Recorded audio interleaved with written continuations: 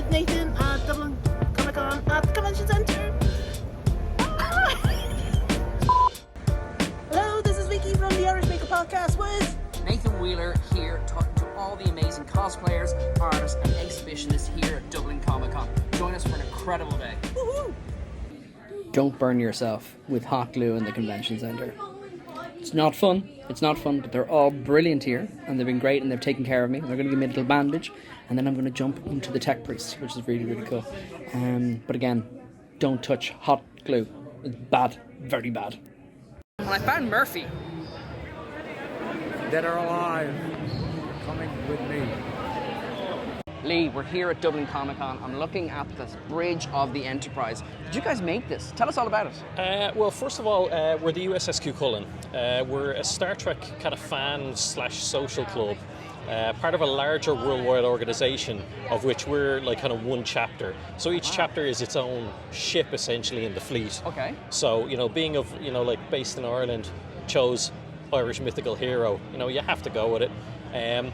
But yeah, no, we one of our guys works in TV and decided, you know what, it'd be fun if we had like maybe some sort of setup for Comic-Con. So decided we'll build the console from the original series Enterprise that Sulu and Chekhov would have sat at, and then that was kind of logically followed up by, well, we can't just have that. We need a captain's chair. So it was decided then that Jono was going to build a captain's chair, and I think it took about 6 months to build. Wow. And I mean, it's a real kind of eyepiece, It's the chair. Like, nobody wants to sit at the front. Everyone wants that captain's chair. Can you show me the chair? Yeah, absolutely. Yeah. So we've tried to keep the chair like kind of like authentic looking, So like we've got like kind of the communicator panel at the back.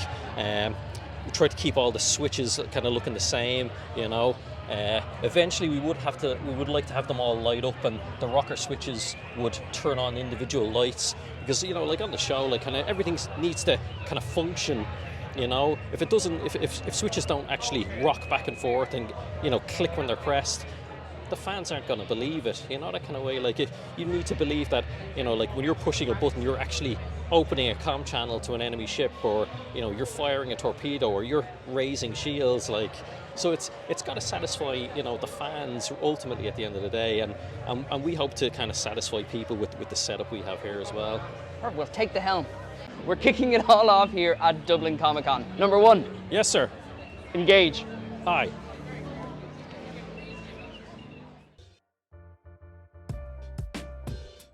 I just met a few survivors from Cadia.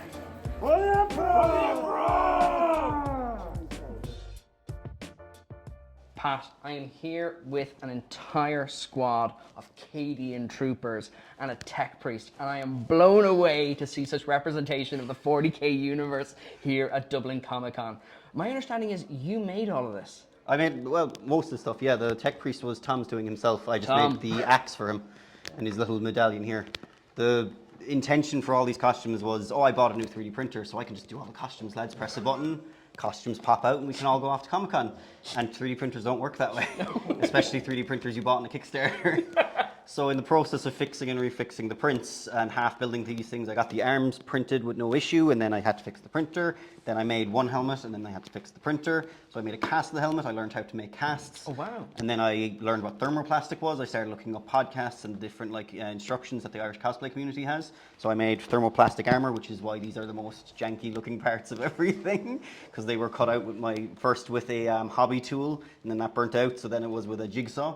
And then the whole thing filed down, sanded down, and then, everyone kind of pitched together at the last minute to get them all painted and get our numbers on at the last second. That's why some of them are kind of peeling off. But once everything was 3D printed and done, all we had to do was assemble the kit, which a couple of lads used to be in the Army and the Army Reserves, so we knew exactly how to get a kit that could support weight and kind of go together in a comfortable and functional way. And the only other thing was the rifles. Those are same files that you usually put into a 3D printer, but there's no way they could possibly fit into a 3D printer, even sliced down. So what I ended up doing is talking to a fellow who does custom laser cutting. Oh, right. So I sent the original STL files, converted them into a CAD drawing, and he was able to break them down into like flat pieces, laser cut them, and then they were just glued back together.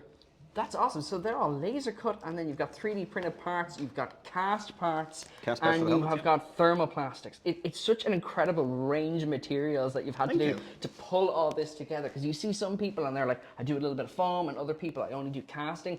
You've managed to take what seemed quite simple or not massively complicated costumes, do them very, very clean, and use so many different materials and techniques that really makes them next level. Yep. Oh, my favorite material I forgot to mention is Gorilla Brand duct tape.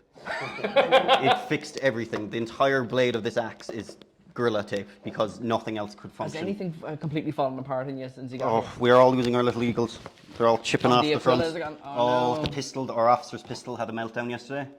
That was a resin print, and it didn't cure all the way through. And when a resin print has that kind of a failure, it becomes a toxic and dangerous object. Yeah. So it didn't just chip a piece off, it was leaking chemicals onto the convention floor, so we had to unfortunately take the officer's pistol and chuck it straight in the bin.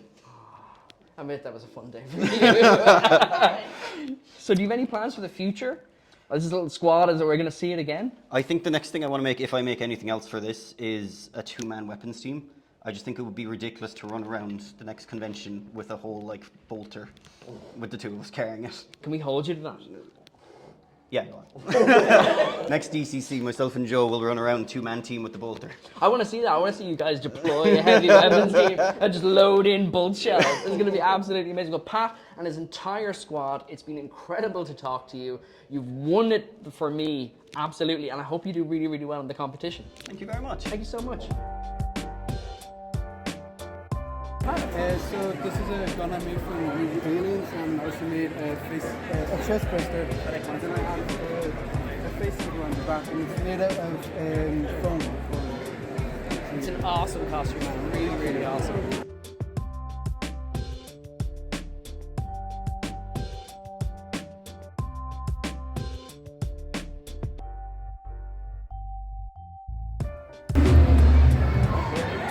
Irish Maker Pack costume. Guys, I've got a bounty on my head, and it's intergalactic.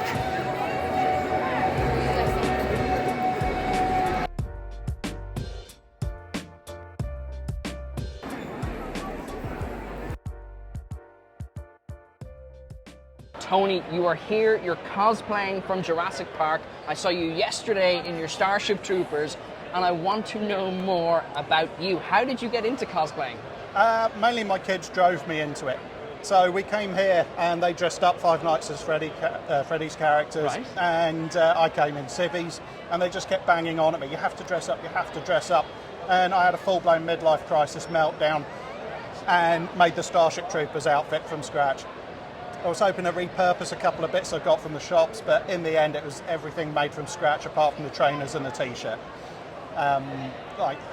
And how have you found your time here at DublinComicCon? Have you found people are really receptive, really interested? Oh yeah, it's fantastic. This place is brilliant. Everyone's incredibly enthusiastic and really good-natured. It's the exact opposite of my work, yeah. Well, you work in chemistry, That's full-time right, lecture in chemistry. I'm surprised you didn't do a mad scientist costume. Was that on the cards? No, I leave the work at work, so... Smart. So you've had a great time at DublinComicCon. Can you expect any big costumes for you in the future? Yes, I've got a couple in the pipeline. A top Jerry secret. Anderson one from the 60s, Captain Scarlet. And doing one for the missus as Rhapsody Angel. So Amazing. that'll be a nice back and forth. Apparently it wasn't a huge thing here, so no one's going to know who it is, but I'm doing it for me. That's all that matters, and that's the best costumes, where you look at it and you're like, one person will be like, that guy. I know that guy. That's Listen, right. Tony, thank you so much for coming on the Irish Maker podcast, and have No a worries. great Comic-Con. Thanks, you too, Nathan. Cheers. Bendy, that is the most incredible costume I have ever seen. What is this from? Oh, you big flirt, you. Oh, well, this is from my game, #NotGood, Bendy and the Ink Machine. I also have Bendy and the Dark Revival coming soon, pending one or two snags. Mike. Okay. And are you having a really good time at DublinComicCon? Oh, I'm having a swell time, Nate. I mean, it was only last week where I got to the whole, 3D thing. Still trying to figure that out. Also, I only started talking just the other day. I still figure out words. Words. I love it. And Bendy, who's this little man? Oh, this This is one of the kids I picked up, totally non-related. His name's Harry.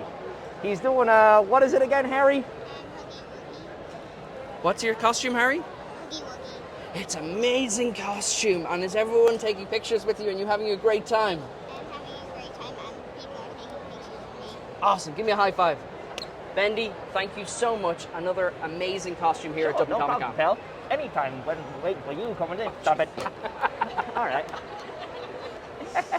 Bye-bye.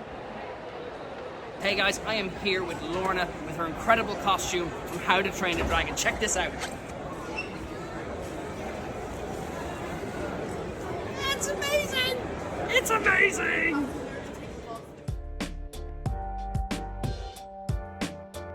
That's it from another amazing Dublin Comic Con. Thank you so much to all the cosplayers we interviewed, all the artists, all the exhibitionists. It was an incredible day and we're really excited to come back again in March. You can find the entire episode on the Irish Makers Podcast YouTube channel, and you can see all the little shorts on our Instagram and our Twitter. Like, follow and subscribe, and we'll talk to you soon. Keep making.